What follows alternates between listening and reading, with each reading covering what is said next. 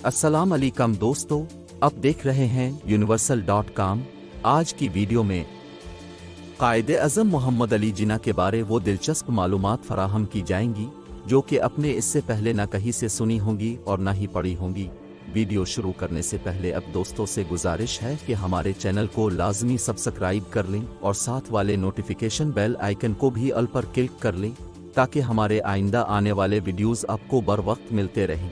कायदे अज़म दुनिया के अजीम तरीन सफ़ अव्वल के रहनुमाओं में शुमार किए जाते थे। मोहम्मद अली जिन्ना ने अपनी कायदाना सलाहियतों को इस्तेमाल करते हुए लोगों को इस काबिल बनाया कि उन्होंने एक अलग मुल्क पाकिस्तान बना डाला।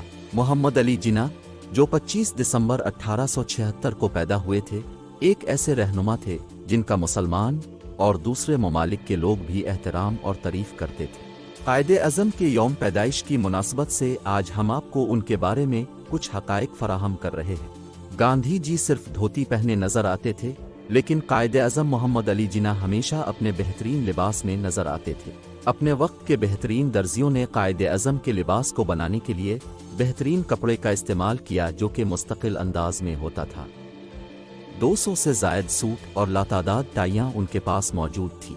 कायदे अज़म ने 1896 में लंदन में कानून की तालीम मुकम्मल की और 20 साल की उम्र में लंदन से वकालत का इम्तिहान पास करने वाले कम उम्र तरीन मुसलमानों में से एक थे। जब वो लंदन में एक तालिब इल्म थे तो कायदे अज़म शेक्सपियर के ड्रामों में रोमियो का किरदार अदा करने का ख्वाब पूरा करने के ख्वाहिशमंद थे और वहाँ पर नौकरी भी शुरू कर दी थी।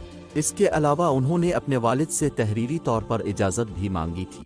कायदे अज़म का दावा था कि अदाकारी वकालत से ज़्यादा पुरजोश और भरपूर होती है क्योंकि इसमें एक्टिंग और दिलचस्पी की वजह से कामयाबी के ज़्यादा मौक़े होते हैं, जबकि वकालत में बेयकीनी की सी कैफियत रहती है। कायदे अज़म के ख़त के जवाब में उनके वालिद ने एक तवील ख़त के ज़रिए उन्हें ऐसा करने से मना कर दिया था और अपने वालिद के मशवरे के बाद उन्होंने अदाकारी तर्क करके कानून में करियर बनाने का फ़ैसला किया। कायदे अज़म बरसग़ीर के सबसे कामयाब वकला में से थे। अपनी बेहतर साख की वजह से कायदे अज़म भारी फीस के एवज़ मुक़दमात लड़ते थे। 1500 रुपये फ़ीस फीस वसूल किया करते थे, जो कि मौजूदा दौर के लाखों रुपए बनते हैं।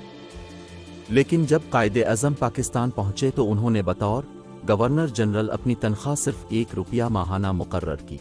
किसी ने सोचा भी न होगा कि कायदे अज़म का यूम पैदाइश 25 दिसंबर, उनका यूम वफ़ात 11 सितंबर और पाकिस्तान का यूम आज़ादी हर साल 14 अगस्त को इसी दिन होता है। ये 3 दिन कैलेंडर पर हफ्ते के किसी एक ही दिन में आते हैं। मिसाल के तौर पर 2021 में हफ्ते के दिन ये तीनों तारीखें आई थी। दोस्तों, ये थी हमारी छोटी सी मालूमाती वीडियो। अगर आपको पसंद आई है तो चैनल को लाजमी सब्सक्राइब कर लें और वीडियो को लाइक कर दें। शुक्रिया। अल्लाह हाफ़िज़।